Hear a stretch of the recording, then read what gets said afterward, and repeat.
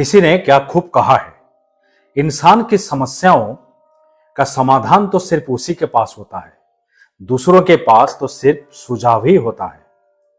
एक छोटी सी कहानी। एक छोटी लड़की अपने सर पर एक बाल्टी भर करके ले जा रही थी। वो एक भीड़ से भरी रास्ते पर धीरे धीरे चल रही थी। वो इतनी धीमी गति से चल रही थी कि उसके पीछे के लोग भी उसे क्रॉस करते हुए आगे निकल रहे थे। सर पर बाल्टियां लेकर नदी से लौट रहे सभी बच्चे भी उसके पास से गुजर चुके थे। सभी को आश्चर्य हो रहा था कि वो इतनी धीमी गति से क्यों चल रही है। कुछ बच्चे उसे देखकर हंस रहे थे और उसके बहुत धीमी होने का मजाक भी उड़ा रहे थे। बच्चे उसे पूछ रहे थे कि तुम्हें पता है कि अभी समय क्या हो रहा है? अगर तुम ऐसे चलोगी तो तुम्हें घर पहुंचने में रात हो जाएगी। हालांकि लड़की को बच्चों की बातों की कोई परवाह नहीं थी और वो वैसे ही घर की तरफ चलती रही।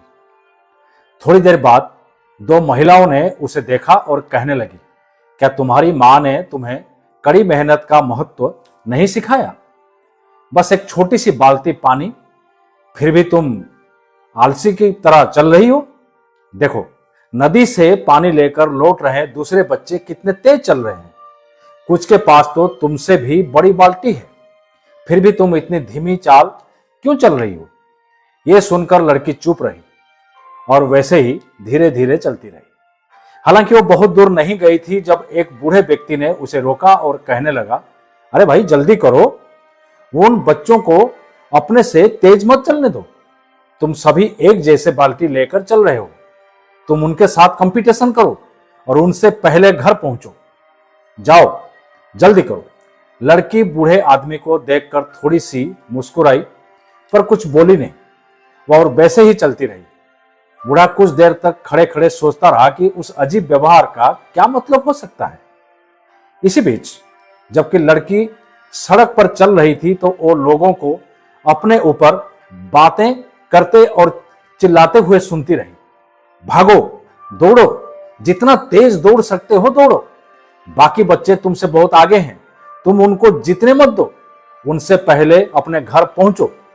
लेकिन लोगों की बातों का परवाह किए बिना लड़की चलती रही।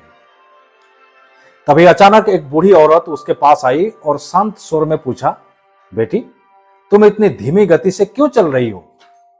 क्या तुम्हारी पानी की बाल्टी इतनी भारी है? क्या तुम्हारी तबीयत खराब है? देखो, दूसरे बच्चे तुमसे बहुत आगे हैं। लड़की एक पल के लिए रुकी और मुस्कुराते हुए फुसफुसाई, मैं अपने सर पर जो ले जा रही हूं वो पानी नहीं है, वो अंडे हैं। मैं उन बच्चों की तरह तेज नहीं चल सकता जो पानी ले जा रहे हैं। सड़क खराब है, अगर वे गिरते हैं तो उनका पानी छलक जाएगा, लेकिन अगर मैं गिरती हूं तो मेरे अंडे टूट जाएंगे। अंडों से भरा हुआ एक बाल्टी पानी की एक बाल्टी से अधिक मूल्यवान है। मैं उनके साथ कंपटीशन नहीं कर सकती क्योंकि हम एक ही तरह का भार नहीं उठा रहे हैं। मैं जोश में आकर और लोगों के कहने पर किसी के साथ कोई कंपटीशन नहीं करना चाहती, क्योंकि मेरी समस्या सिर्फ मुझे पता है। मुझे पता है कि मुझे मेरे अंडों के साथ सही सलामत घर पहुंचना है, वही मेरी जीत होगी। मुझे परवाह नहीं है कि मेरे आगे कितने बच्चे हैं।